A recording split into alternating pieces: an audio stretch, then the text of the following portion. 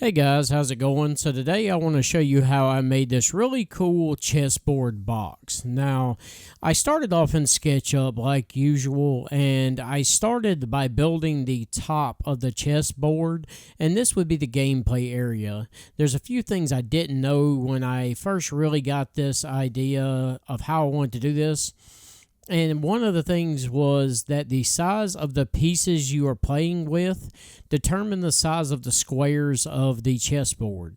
For this instance, it will have a 4-inch king, so it needs 2.5-inch square pieces or squares on the top of the gameplay area. I then built the rest of the box that would house 2 drawers for all of the chess pieces to match the size of the chessboard playing area. This made things a little easier, but there was some tinkering that had to be done and some testing, as I did change up the drawers a little bit during the process of building them. Not necessarily the dimensions as much as the materials, which made me have to give it a little bit more of a tolerance. With the boards built in SketchUp, I could move to the shop and start dimensioning out the lumber that would be needed to build the boards. I was going to be making the top of the boards with walnut and hickory, and I had some pre-dimensioned pieces of hickory that I was going to be using, but needed to dimension out the boards of walnut, as the only thing I had for that was a large slab. So I started by cutting one edge straight with the track saw, and then moving to the table saw to cut it into more manageable strips that I could then take to the joiner and then to the planer.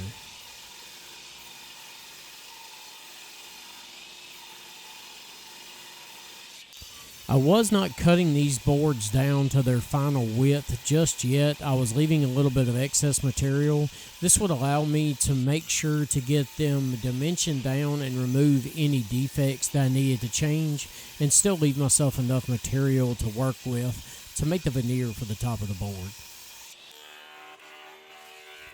After getting the board cut down to some more manageable sized pieces, I went to the joiner to get one side completely flat.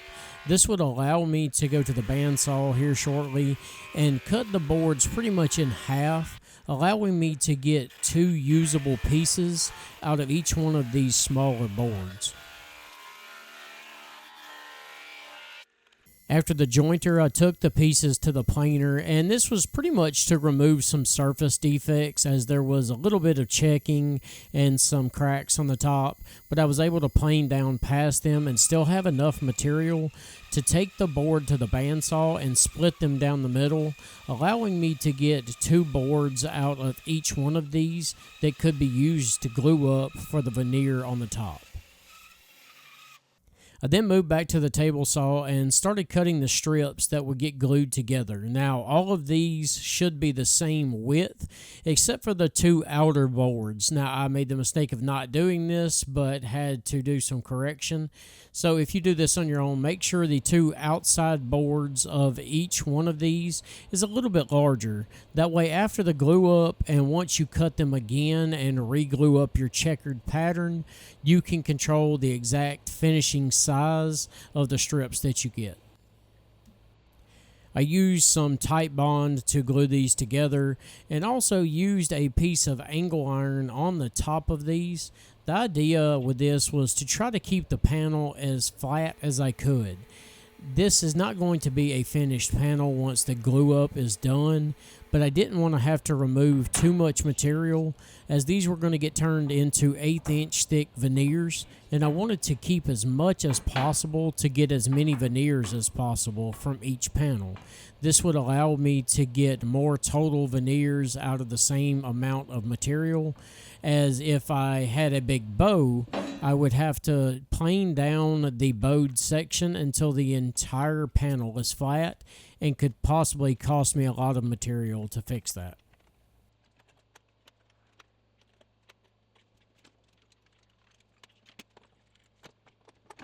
With the veneer panels gluing up and having to cure, I could move to the CNC and start on the sides of the box.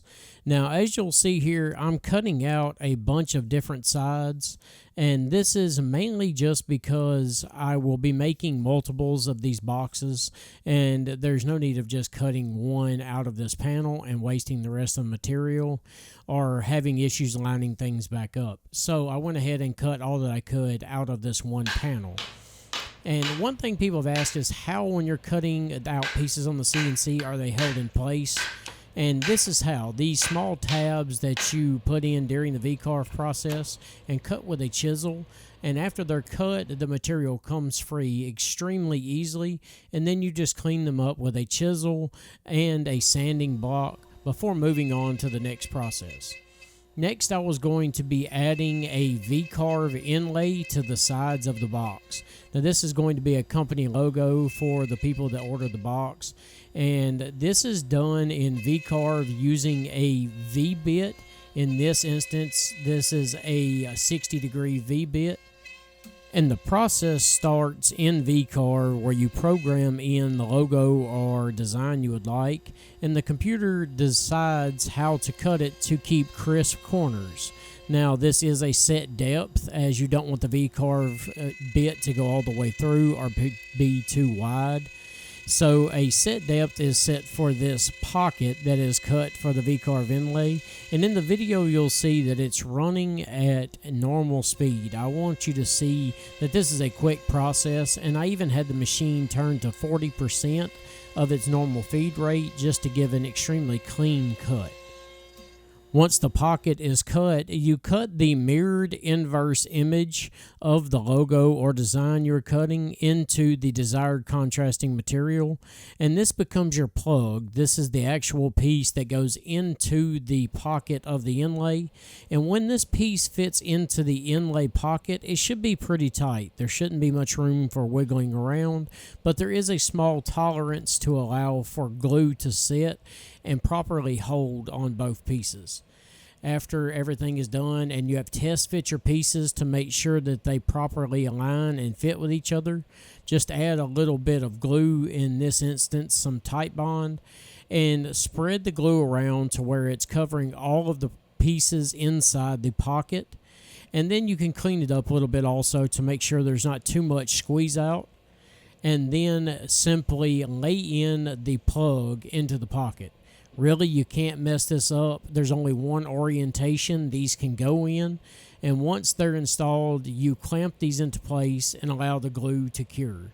In this instance, I'm going to be using the veneer press instead of simple clamps. You do not have to have a ton of pressure, but the plugs need to be held firmly into place and pressed completely down into the pocket of the inlay.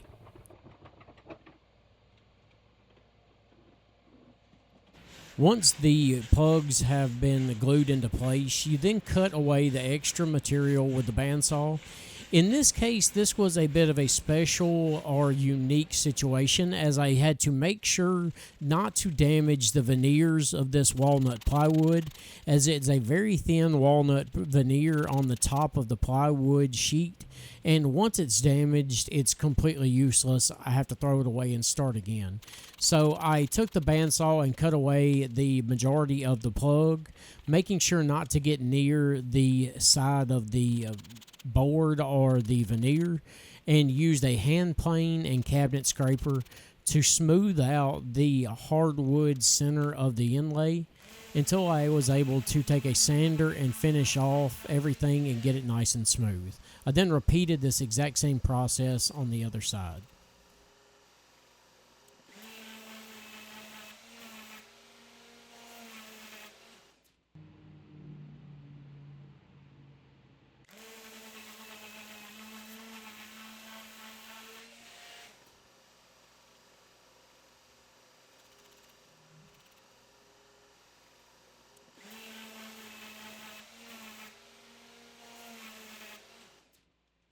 So do you happen to remember the panels that we started gluing up previously? Here, maybe this will jog your memory. So these are the panels now. I went over to Jay's as my bandsaw is not large enough to cut these veneers, and we created this checkered pattern. If you've ever done cutting boards, you know exactly how this works.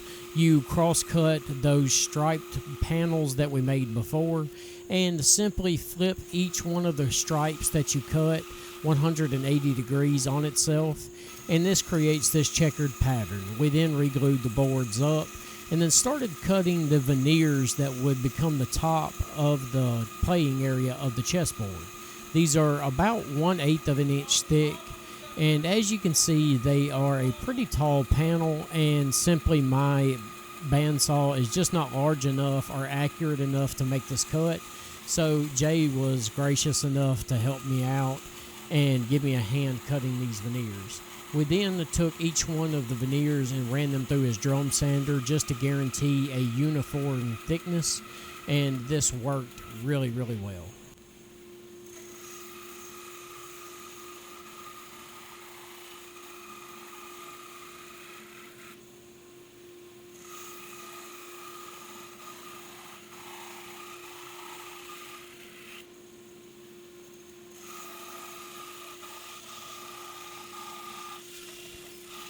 Once all of the veneers had been cut and sanded, I went back to the shop and jumped back on the CNC to start with the process of the top of the board.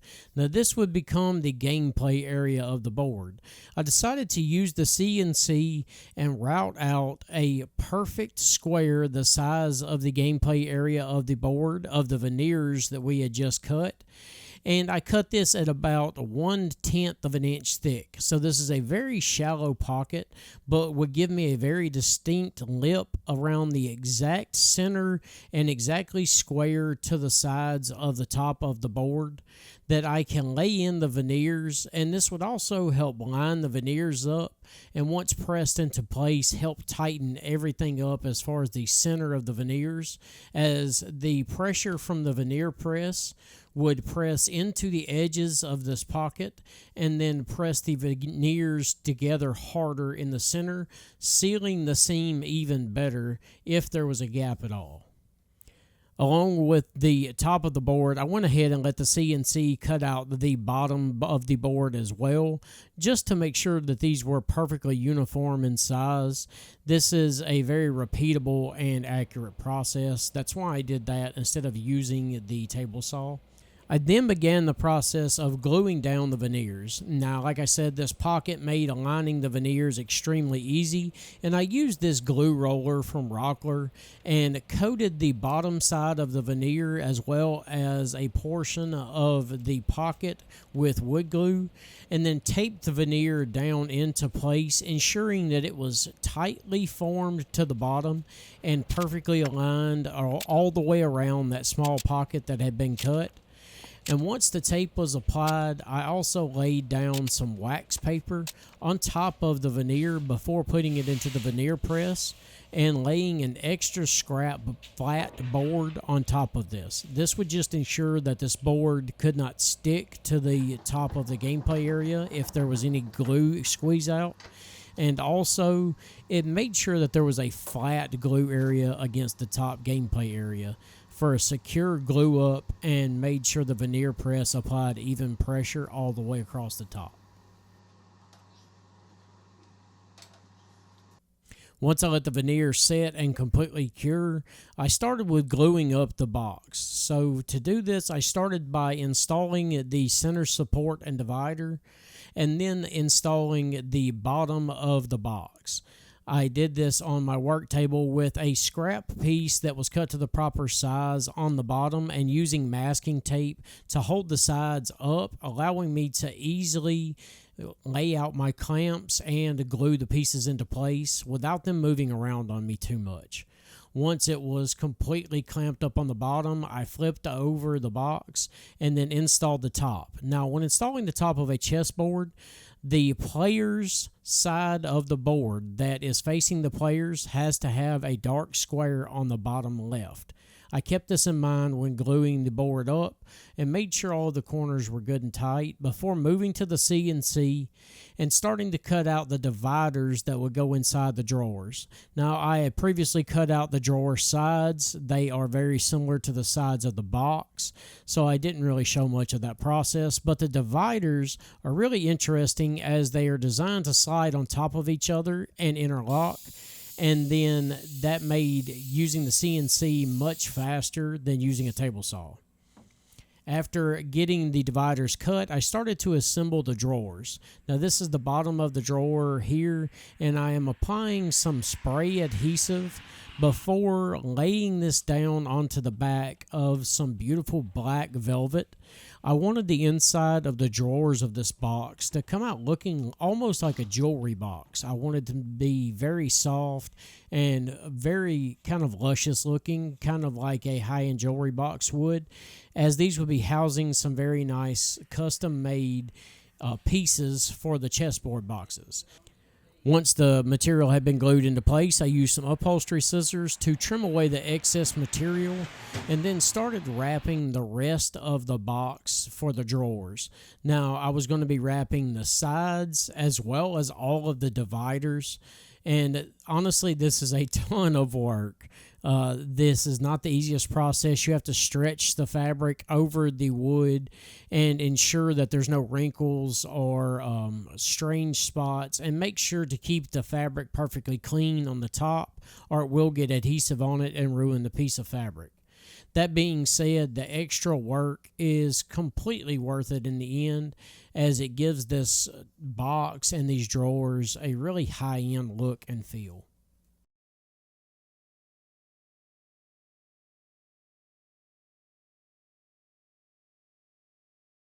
Once all the drawer pieces were completed, I assembled the drawers, and it was the same process pretty much as assembling the top, using some glue and clamps, just making sure not to get any glue onto the velvet fabric or any of the interior pieces of the drawer.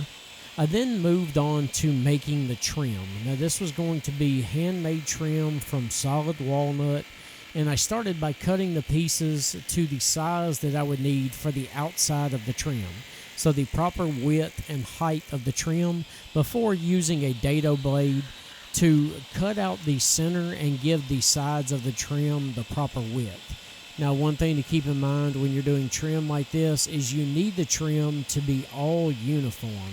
So if you plan on making your own trim for something like this, make sure to make it all at once.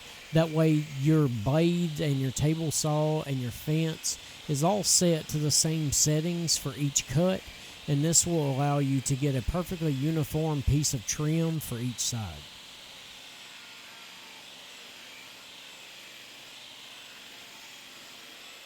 Once the trim is properly shaped, you can start adding the trim and doing your cuts to get your corners correctly aligned. Now, doing this, I use the Kreg miter gauge, as it's much more accurate than a miter saw.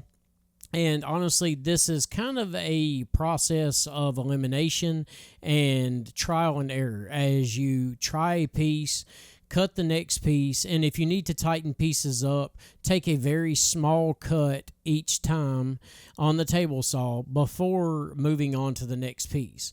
Make sure to align these pieces extremely tightly. You want them to fit together very snug to reduce the amount of visible lines you have after glue up.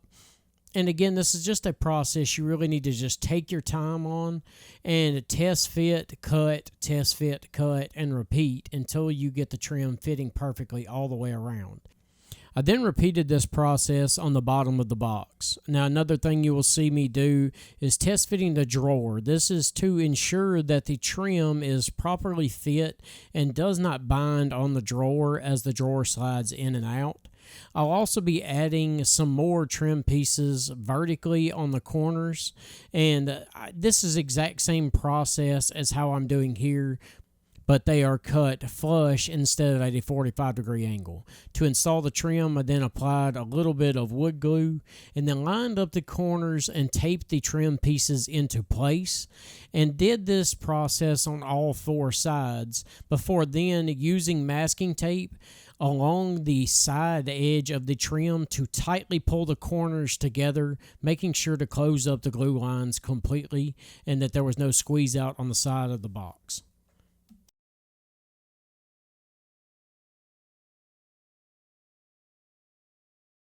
Once I was able to remove the tape, I went ahead and mocked up the feet that would be going on the bottom of the box. These are the rubber feet that will hold the box in place on the desk, and these are just the areas or the holes that needed to be drilled for the small screws to hold the feet in place.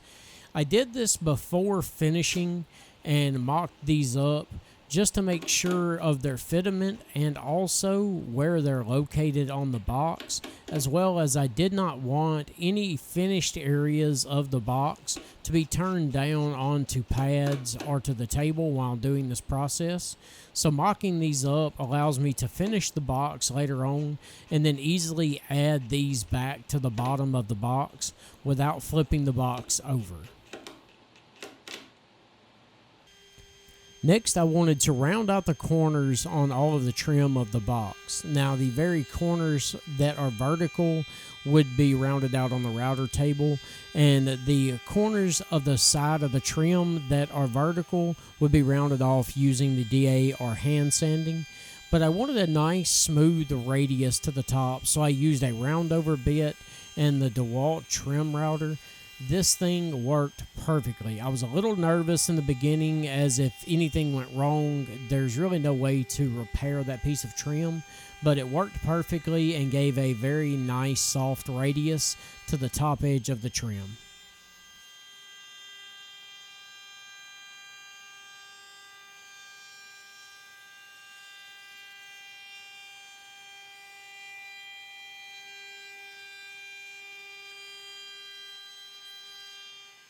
I then repeated this process on the bottom of the box just to ensure that the corners were nice and smooth, and then sanded all of the areas that I had previously routed out on the trim. I had already sanded the top of the box in the same manner.